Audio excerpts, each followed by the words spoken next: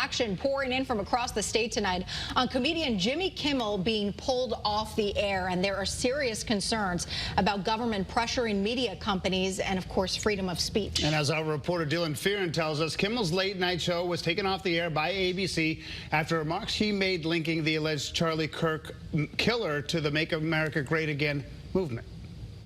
We're inside Quinnipiac University's student media suite, where college journalists are working hard writing for the school paper or broadcasting campus news.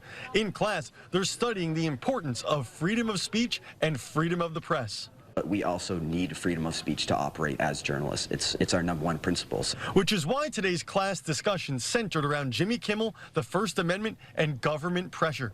Hit some new lows over the weekend with the MAGA gang desperately trying to characterize this kid who murdered Charlie Kirk as anything other than one of them and doing everything they can to score political points from it. Kimmel has been highly criticized for that comment and accused of lying. The FBI and those closest to alleged killer Tyler Robinson claim he was left-leaning. The Federal Communications Commission, an independent government agency, has been accused of pressuring media companies to crack down on critical comments of President Trump, even threatening to pull broadcast rights. There's belief the pressure led to Disney and ABC pulling Kimmel off the air. Kirsten Wesner is a media law professor at Quinnipiac. It's not like a direct order from the government, but there is a suggestion, and the question is whether that impacted the decision-making by ABC.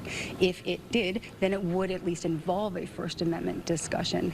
Once you have a government actor involved, it begins to raise a question of whether the First Amendment is implicated or not. The First Amendment prevents the government from limiting free speech, but in this case it gets complicated. The FCC or its chair, Brendan Carr, didn't act here. They didn't pull Jimmy Kimmel off the air. Carr merely suggested Kimmel should be suspended. Lawmakers representing the people of Connecticut are also speaking out tonight. That's censorship. That's state speech control. That's not America.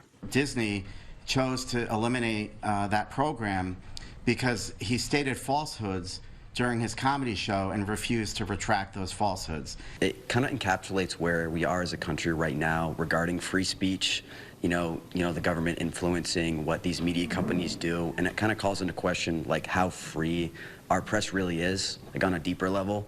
I'm your reporter in Hamden, Dylan Fearon, Channel 3 Eyewitness News.